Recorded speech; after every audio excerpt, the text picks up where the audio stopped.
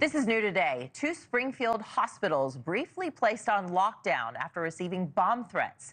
Officials lifting the lockdown only after an investigation found no threat.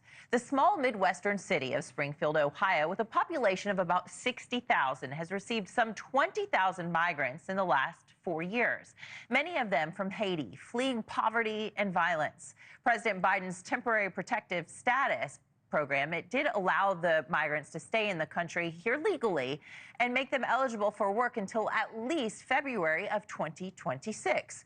Well, Springfield says Haitian workers play a significant role in the economy. This can't be understated either. They fill much needed jobs there, and that's important for them.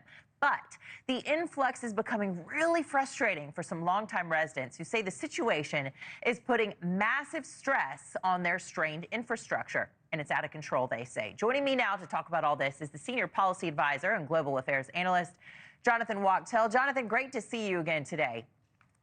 Good to see you. So I want to hear from some of those Springfield residents, because these bomb threats and lockdowns, it just makes everything even more unsettling. But they've been complaining about migrants taking jobs at factories, driving up housing costs, worsening traffic, and straining city services. Let's hear what they think. You know, they'll tell you that there's really not a bad problem here. There's an extremely bad problem here. And it's only getting worse. And I fear what's going to happen next. Jonathan, all this brought up after Trump made the comment during the debate, and brought national attention there when he said they're eating the dogs and the cats and all of that. You know, ABC stepped in and said, look, this is something that the town has said is not happening there. But what is day-to-day life there in Springfield right now? They do have problems. Yeah, of course. I mean, whenever you have a situation in which, in this case, you mentioned 20,000 Haitians have come to this town of now 60,000. You're looking at 25% of the population, in fact, even more potentially, depending on the figures. But even that amount, I mean, imagine any city trying to cope with that type of influx and trying to accommodate it and make sure that every sort of basic need of the community is being met. And of course, you have local people looking at this and going, what is this? This is not the town that we knew and grew up in. It's a very different demographic that's coming in, a lot of cultural differences, a lot to grapple with. But, as you said earlier on, this is a town that has really a basic need of having workers who are going to fill some of the jobs that a lot of the people who have lost this community. It used to be, I believe, about 75,000 people living in this town. Well, you have about the equivalent now size of the town, but you have a totally different dynamic going on. Yeah, well, all this excitement is causing anxiety for a lot of people there. The heightened attention on Springfield, it was actually spurred by this horrible bus accident that was caused by a Haitian migrant where a student was killed. It was awful. But the student's father has called on Trump and Vance to stop using his son's name on the campaign trail. Listen. Vomit all the hate they want about illegal immigrants, the border crisis, and even untrue claims about fluffy pets being ravaged and eaten by community members. However, they are not allowed, nor have they ever been allowed, to mention Aiden Clark from Springfield, Ohio. What do you make of what's happening with all this politically, Jonathan?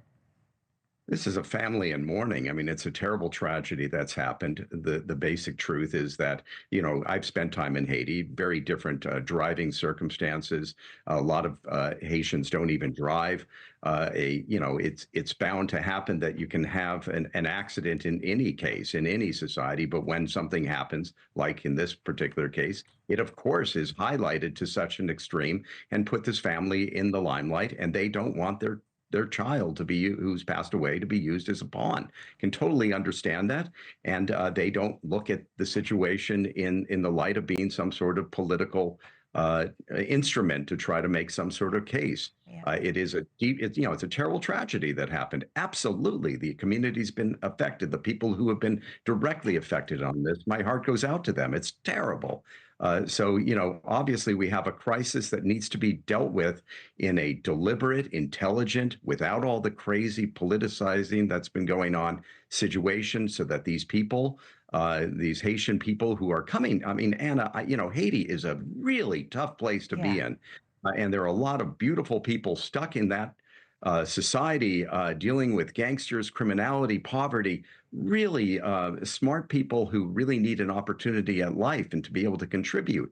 And the vast majority of immigrants are wonderful people trying to make an impact. The important thing is to ensure that those who have criminal backgrounds and those who are causing problems in society are immediately stopped so that we do not see tragedies unfold that could have been avoided. Thanks for watching. Go to joinnn.com to find News Nation on your screen. And don't forget to click the red subscribe button below to get more of News Nation's fact-driven, unbiased coverage.